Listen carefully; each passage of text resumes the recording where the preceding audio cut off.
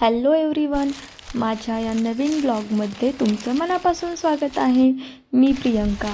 आज आम्ही एक भन्नाट अनुभव घेऊन आलो आहोत. आज रात्री जंगलाच्या आजूबाजूला खेकडे पकडायला चाललो आहोत. पावसाळ्यात खेकडे पकडण्याची मजा काही वेगळीच असते.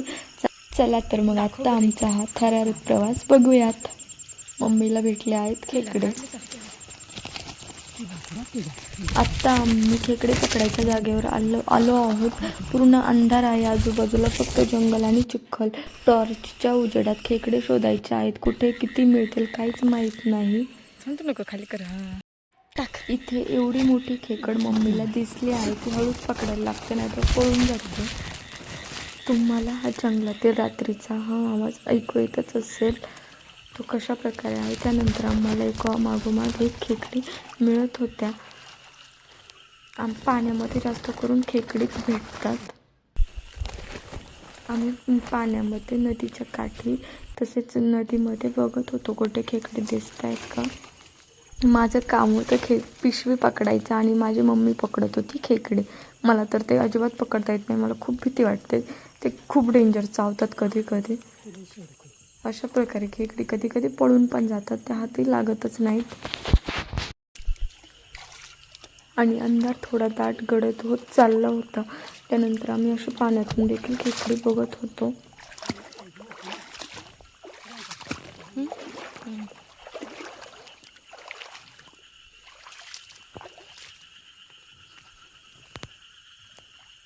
पाऊस थोड्याच प्रमाणात पडला होता, त्यामुळे जास्त झुऱ्याला पाणी नव्हतं.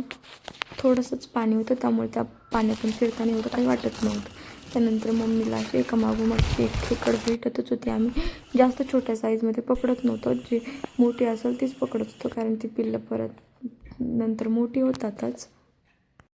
पिशवीत खेकडे टाकतानाच कॅमेरा माझ्याकडनं एका जागेवर राहत नव्हतं, कारण आमच्या सोबतील दुसरं कोणी नव्हतं.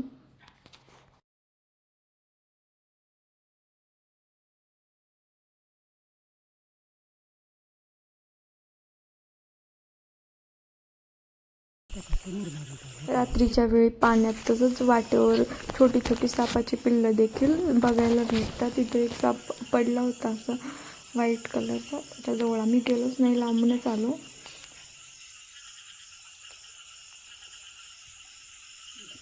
ही बघा, इथे केवढी मोठी खेकड आम्हाला भेटली. तिच्या आतमध्ये खूप सारे पिल्लं देखील आहेत. ती पिल्लं मम्मी धुते, जेणेकरून ती पिल्लं मरायला नको. पिल्लं पाण्यात सोडली की परत जगतात. एवढी मोठी खेकड आम्हाला भेटली होती, आणि ती पण एवढ्या चांगल्या जागेमध्ये. नाहीतर काही तिथं खूप अडचणीमध्ये असतात. वरती खेकडे पकडायला खूप सारी माणसं होती, कारण पहिलाच पाऊस पडला होता आणि पाणी झालं होतं, आणि त्यामुळे ते खेकडे बाहेर पडत होते, आणि त्यामुळे भरपूर लोक खेकडे पकडायला आले होते. अशा प्रकारच्या कपारींमधून तसेच दगडांमधून पाण्यामध्ये किंवा गवतावर खेकडी चरायला वगैरे येत असतात, आणि त्या दिसल्या की पकडायच्या. पाण्यामध्ये देखील दगडाच्या आजूबाजूला असतात. हे बघा, इथे मला एक खेकड दिसली, ती मम्मी आता पकडणार आहे. मम्मी पकडल्यावर खेकडी कधी कधी काय करतात, त्यांचे शिंगडे असतात ते गाळतात, जेणेकरून त्यांना पळता येईल.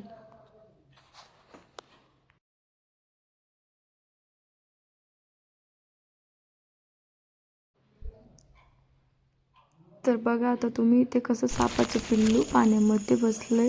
अशा प्रकारचे सापाचे पिल्लू तसेच विरोळे बसलेले असतात पाण्यामध्ये, त्याच्यामुळे जपून चालावं लागतं, खूप काळजी घ्यायला लागते.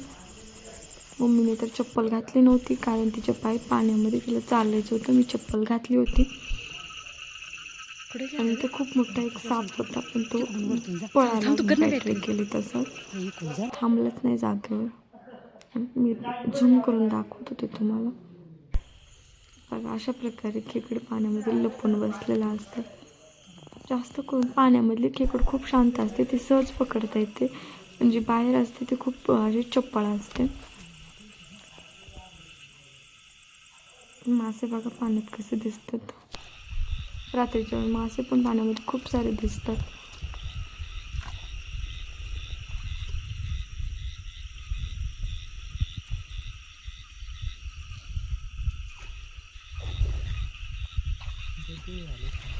आता या खेकडीने बघा किती सारं गवत गोळा केलं. मम्मीला भेटली होती तिथं. आणि हे बघा छोटंसं खेकडाचं पिल्लं त्यानंतर भेटलेलं, पण ते आम्ही पकडलं ना. मी तुम्हाला फक्त दाखवत होते कसं पळते आणि लपतंय ते. त्यानंतर आम्ही गेलो घरी कारण खूप उशीर झाला होता. हे बघा आज आम्हाला इतके खेकडे मिळाले, खूप मजा आली. आणि तुम्हाला हा ब्लॉग आवडला असेल तर व्हिडिओला एक लाईक करा, चॅनल सबस्क्राईब करा आणि अशाच गावाकडच्या निसर्गाशी जोडलेल्या ब्लॉगसाठी बेल आयकॉन नक्की दाबा. पुन्हा भेटूया नवीन ब्लॉगमध्ये. Thank you for watching. Okay bye.